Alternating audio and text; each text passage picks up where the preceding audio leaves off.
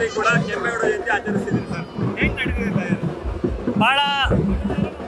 ಬಹಳ ಸಂತೋಷ ಆಗುತ್ತೆ. ಕಾರಣ ಏನಂತ ಹೇಳಿದ್ರೆ, ನಮ್ಮ ಸಾಂಸ್ಕೃತಿಕ ನಗರ ಮೈಸೂರು ನಗರದಲ್ಲಿ ದಸರಾ ಮತ್ತು ಸಾಕಷ್ಟು ಪಾರಂಪರಿಕ ಉತ್ಸವಗಳು ನಡೆಯುತ್ತೆ. ಒಂದು ವಿಶೇಷವಾದ ನಗರ ಇದು. ಇವತ್ತು ಈ ನಾಡಪ್ರಭು ಕೆಂಪೇಗೌಡರ 517 ಜಯಂತ್ಯೋತ್ಸವ ಕಾರ್ಯಕ್ರಮವನ್ನು ಜಾತ್ಯತೀತವಾಗಿ ಪಕ್ಷಾತೀತವಾಗಿ ಎಲ್ಲ ಸಮುದಾಯದ ಬಂಧು ಬಾಂಧವರು, ಎಲ್ಲ ಪಕ್ಷದ ಚುನಾಯಿತ ಹಾಲಿ ಮತ್ತು ಮಾಜಿ ಎಲ್ಲ ಪಕ್ಷದ ಅಧ್ಯಕ್ಷರುಗಳು, ವಿಶೇಷವಾಗಿ ಮಹಿಳಾ ಸಂಘಟನೆಗಳು ಎಲ್ಲ ಬಹಳ ಯಶಸ್ವಿಯಾಗಿ ಸಾವಿರಾರು ಸಂಖ್ಯೆಯಲ್ಲಿ ಈ ಕಾರ್ಯಕ್ರಮದಲ್ಲಿ ಭಾಗವಹಿಸಿದರೆ ಬಹಳ ಸಂತೋಷ ಆಗ್ತಿದೆ. ನಾಡಪ್ರಭು ಕೆಂಪೇಗೌಡರು ಬೆಂದ ಕಾಳರು 500 ವರ್ಷ ಹಿಂದೆ ಕಟ್ಟಿದಂಥ ಸಂದರ್ಭದಲ್ಲಿ ಎಲ್ಲ ಸಮುದಾಯದವರಿಗೆ ಪ್ರೀತಿ ಪಟ್ಟಿ ಪೇಟೆಗಳನ್ನು ಕಟ್ಟಿಕೊಟ್ಟಿದ್ರು. ಅದೇ ರೀತಿ ಅವರ ಆದರ್ಶವನ್ನು ಮೆಚ್ಚಿ ಎಲ್ಲ ಸಮುದಾಯದ ಬಂಧುಗಳು ಬಂದಿದ್ದಾರೆ. ಅವರೆಲ್ಲರಿಗೂ ಸಮಿತಿ ಪರವಾಗಿ ಕೃತಜ್ಞತೆಗಳನ್ನ ಅರ್ಪಿಸ್ತೇನೆ. ಪ್ರಶಾಂತ್ ಗೌಡ, ಶ್ರೀ ನಾಡಪ್ರಭು ಕೆಂಪೇಗೌಡ ಆಚರಣೆ ಸಮಿತಿಯ ಅಧ್ಯಕ್ಷ 2ನೇ ಅವಧಿಗೆ. ಕೆಂಪೇಗೌಡ ಜಯಂತಿ ಆಚರಣೆ ಮಾಡ್ತೀರಿ ಸರ್ ಮೈಸೂರಲ್ಲಿ, ಹೇಗೆ ಅನಿಸ್ತಿದೆ ಸರ್? ಬಸ್ ತುಂಬಾ ಖುಷಿ ಆಗ್ತದೆ. ಮೊದಲನೇದಾಗಿ 517 ಕೆಂಪೇಗೌಡ ಜಯಂತಿ ಹಾರ್ದಿಕ ಶುಭಾಶಯಗಳು ಎಲ್ರಿಗೂ. ಇವತ್ತು ನಮ್ಮ ಸ್ವಾಮೀಜಿಯವರ ನೇತೃತ್ವದಲ್ಲಿ ನಂದಿಕಂಬಿಕೆ ಪೂಜೆ ಸಲ್ಲಿಸೋರ ಮುಖೇನ ಕಲಾ ತಂಡಗಳ ಜೊತೆ ಈ ಕಲಾಮಂದಿರಕ್ಕೆ ಹೋಗಿ ಎಲ್ಲ SSC ಮತ್ತು PUC ಮಕ್ಕಳಿಗೆಲ್ಲ ಪ್ರತಿಭಾ ಪುರಸ್ಕಾರ ಮತ್ತು ಹಲವು ಎಲ್ಲ ಸಂದರ್ಭ ಇವರು ಸನ್ಮಾನವನ್ನು ಪೌರ ಸನ್ಮಾನ ಮಾಡಲಾಗುತ್ತದೆ.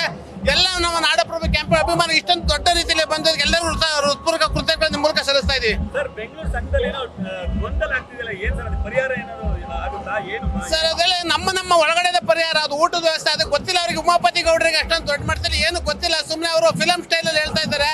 ಅವ್ರಿಗೆ ನಾವೆಲ್ಲ ರೆಕಾರ್ಡ್ ಕೊಟ್ಟಿದೀವಿ. ಅವ್ರು ಸುಮ್ಮನೆ ದೊಡ್ಡದಾಗಿ ಅವ್ರೇನೋ ಫಿಲಂ ಸ್ಟೈಲಲ್ಲಿ ಸಾಮಾಜಿಕ ಜಾಲತಾಣದಲ್ಲಿ ಪ್ರಚಾರಕ್ಕೋಸ್ಕರ ಮಾಡ್ತಾರೆ. ತಪ್ಪು. ಒಕ್ಕಲಿಗರಲ್ಲಿ ಹತ್ರ ಮಾಡ್ತಾ ಇರೋದು ತಪ್ಪು. ಅವ್ರು ತಿಳ್ಕೊಳ್ಬೇಕು. ಒಬ್ಬ ಸಮುದಾಯದ ಯುವಕರಾಗಿ ತಿಳ್ಕೊಳ್ಬೇಕು. ಸಮುದಾಯದ ಬಗ್ಗೆ ಕೆಟ್ಟದಾಗ ಮಾತಾಡಬಾರ್ದು.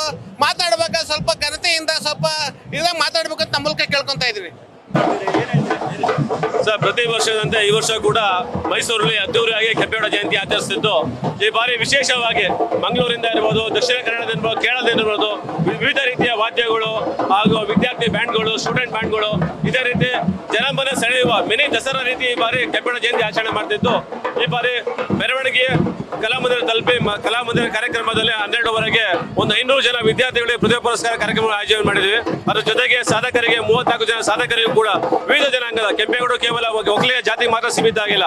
ಅವರು ಎಲ್ಲಾ ಜನಾಂಗಕ್ಕೂ ಕೂಡ ಎಲ್ಲಾ ಜನಾಂಗದವರೆಗೂ ಕೂಡ ಬೇಳೆ ಮಾಡಿಕೊಡ್ರೆ, 1000 ಕೆರೆ ಕಟ್ಟಿದ್ದಾರೆ, 1000 ದೇವಸ್ಥಾನ ಮಾಡಿದ್ದಾರೆ.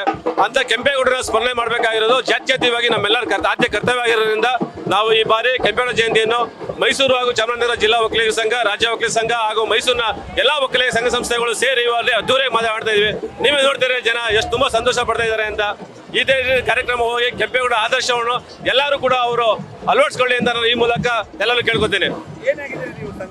ನಾನು ಸಂಘ ಪ್ರಧಾನ ಕಾರ್ಯದರ್ಶಿ, ಮೈಸೂರು ಹಾಗೂ ಚಾಮರಾಜನಗರ ಜಿಲ್ಲಾ ಒಕ್ಕಲಿಗರ ಸಂಘ, ಚೇತನ್ ಅಂತ.